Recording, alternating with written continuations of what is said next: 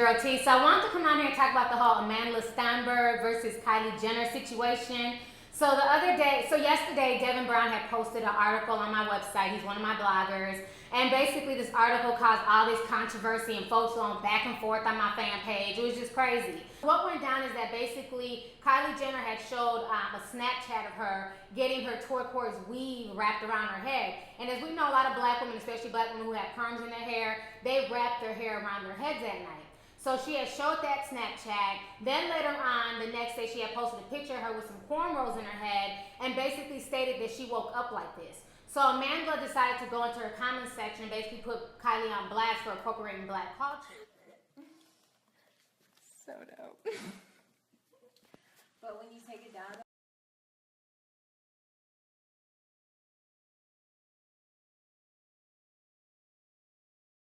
If you guys don't know, Amanda played in the Hunger Games. She was a little black girl in the Hunger Games, and that caused a lot of controversy. A lot of folks felt like she shouldn't have been in that in the initial book it was a white girl, so a lot of folks were really upset about that. And then she also did a really interesting piece about cultural appropriation, which went viral about 2 months ago. I want you guys to check out this piece that she did on YouTube. Check this out, and I'm going to come back with the rest of my commentary. Black hair has always been an essential component of black culture. Black hair requires upkeep in order for it to grow and remain healthy, so black women have always done their hair. It's just a part of our identity. Braids, locks, twists, and cornrows, etc. Cornrows are a really functional way of keeping black textured hair unknotted and neat, but like with style. So you can see why hair is such a big part of hip-hop and rap culture. These are styles of music which African-American communities created in order to affirm our identities and our voices. In the early 2000s, you saw many R&B stars wearing cornrows. Alicia Keys, Beyonce, R. Kelly, and many more. As hip-hop became more and more popular and integrated into pop culture, so did black culture. Eminem's album went 4 times platinum, and he achieved immense success in the hip-hop world. Black culture had become popular. As the early 2000s turned into the 2010s, white people began to wear clothing and accessories associated with hip-hop. More and more celebrities could be seen wearing cornrows and braids and even grills. So by 2013, the fashion world had adopted cornrows as well. Cornrows and braids were seen on high fashion runways for brands like Marquesa and Alexander McQueen, and magazines had editorial campaigns featuring cornrows as a new urban hairstyle. And Riff Raff came onto the scene, a suburban, white, middle-class man who almost ironically took on a black accent and wore braids and gold teeth. And then James Franco took inspiration from Riff Raff for his role as Alien in Spring Breakers. And pop stars and icons adopted black culture as a way of being edgy and gaining attention. In 2013, Miley Cyrus twerks and uses black women as props. And then in 2014, in one of her videos called This Is How We Do, Katy Perry uses ebonics and hand gestures and eats watermelons while wearing cornrows before cutting inexplicably to a picture of Aretha Franklin. I see you. So, as you can see, cultural appropriation was rampant. Not only were white people becoming rappers, but they were excelling in the world of hip-hop. Macklemore and Ryan Lewis's song Thrift Shop garnered a #1 spot on Billboard's year-end chart for 2013, and then Iggy Azalea's song Fancy reached #1 the following year. And in May of 2014, Forbes released an article titled Hip-Hop's Unlikely New Star, a White, Blonde Australian Woman. But at the same time, police brutality against black people came to the forefront in an incredible movement ignited by the murders of Trayvon Martin, Michael Brown, Tamir Rice, Eric Garner, and many others. People began to protest institutionalized racism by marching and by using social media. Celebrities spread awareness and shared condolences, or at least some did, as Azealia Banks, a black female rapper, pointed out.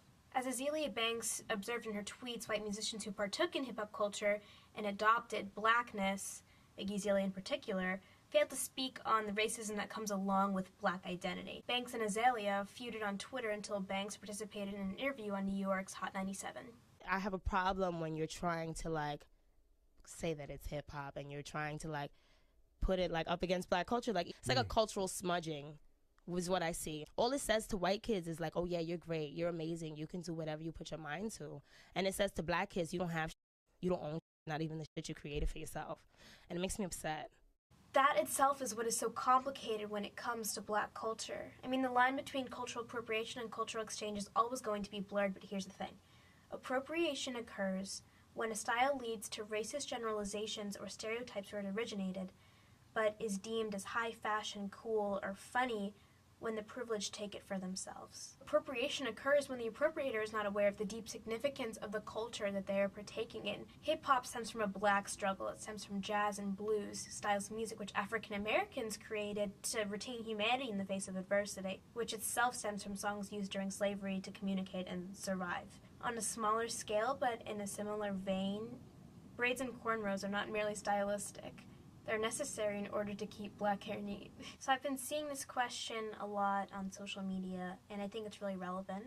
What would America be like if we loved black people as much as we love black culture?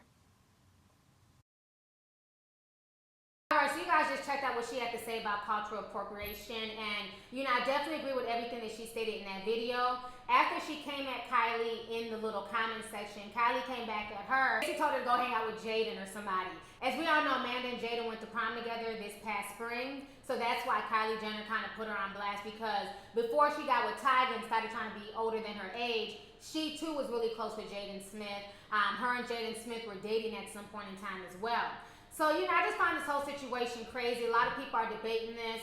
While I do agree and I get tired of, every time somebody white or somebody from another ethnicity does something that's deemed or that's tied to black culture, all of a sudden they invented it, all of a sudden it's new and it's chic. I talked about this with the whole Marc Jacob thing when he was talking about Bantu knots and he called them mini buns, when we literally been putting Bantu knots in our hair since the beginning of time. So yes, there is a such thing as cultural appropriation, but I don't necessarily get mad at the girls who are wearing the braids or who are wearing the gold grills or who are trying to act, black or act stereotypical. It's not me so much getting upset with them. To me, I'm more upset at the media for trying to make it look like they started a trend or this is something new, this is something hip, this is something chic. I think that's who people should be mad at. Another thing that also bothers me when this whole talk of cultural appropriation comes up, Amanda said that, Kylie's so down to wear, black braids and be around black people and, take from black culture, but she's not willing to stand up for black causes. And Azealia Banks also said the same thing about Iggy Azalea. Don't just be down to ride black dick, you need to be down there in Ferguson. Now, comments like that really do bother me. It's one thing to call out somebody for cultural appropriation, but never call out somebody for doing something that you yourself are not doing. Last time I checked, I did not see Azealia Banks down in Ferguson marching. Last time I checked, I didn't even see Beyonce and Jay-Z down there marching. They're doing a special on Mike Brown, the Ferguson situation. What do you think needs to be changed in the way black men are policed in America? Leave that up with the critics and the laws and all that old shit. We having fun, we iced out, we having money. That's how we doing it. So you feel like it's not the artist's place to speak on social issues? No. How are we gonna call out white folks for doing some shit that black folks aren't even doing? You know what I'm saying? I don't want a 17-year-old pampered white girl speaking for me on black issues. I don't want Kylie Jenner speaking for the black community. So, me personally, I don't agree with Amanda saying that Kylie Jenner should stand up for or talk about black issues. One, she's not black and that's not her place. And I could really care less about a 17-year-old Kardashian's opinion on black issues. Point blank, period. So I just think sometimes we hold people to a standard that we don't even hold ourselves to. You have a lot of black folks, who are not proud of their natural hair. Why is she not calling out black women who walk around with blonde weaves and blue contacts in their eyes? To me, it's the same thing. White folks could say that that's also cultural appropriation. As we know, normally black people do not have blue eyes or gray eyes. You know what I'm saying? There might be a small percentage of black people, and a lot of them tend to have, biracial blood in them. But for the average black person, especially a dark-skinned black person, you're not naturally going to come out with blue eyes and blonde hair. That's just, that's an oddity right there. So when I see black girls walking around with, blonde platinum hair and blue contacts, to me, that's a form of cultural appropriation. I think that people should just be proud of who they are. And I think that if you're going to take from other cultures, then you have to show it respect. You know what I'm saying? As long as you show respect for that culture and you're letting folks know where that came from. I see some white people trying to take credit for braids and full lips. I do find that insulting because, like I said in previous videos, it's funny that when those features are on a black woman, they're deemed unattractive, they're deemed not worthy, but then you put those same features on a white woman, all of a sudden her stock goes up 10%. You know what I'm saying? When Kylie had no lips, nobody gave a shit about her. Nobody called her beautiful. But once she plumped her lip up, people can't stop talking about this girl.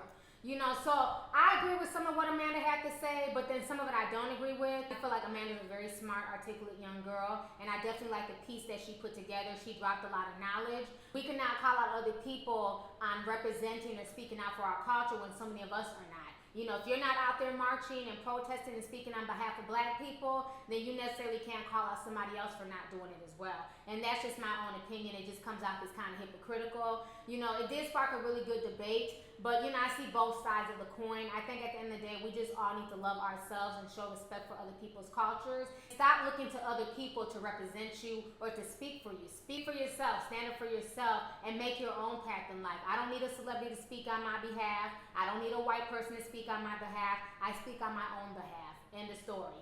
So anyways, go ahead and leave a comment, you guys. Let's go ahead and get the discussion popping. How do you feel about this whole cultural appropriation thing? Are you tired of hearing about it? Do you feel like, you know, it does need to be talked about? And do you agree with everything that Amanda said? Do you agree with her calling out Kylie Jenner? And then how do you feel about folks feeling that, you know, Iggy Azalea and Kylie and other white people should be down to talk about black issues and, you know, speak on the black plight? But then you have a lot of black folks who are also not doing it. So let's go ahead and get the discussion popping. Go ahead and leave a comment. All right. Hey YouTube, it's your girl Lovelyti, and you can show me some love by hitting that subscribe button, watching my previous videos, and following me on social media.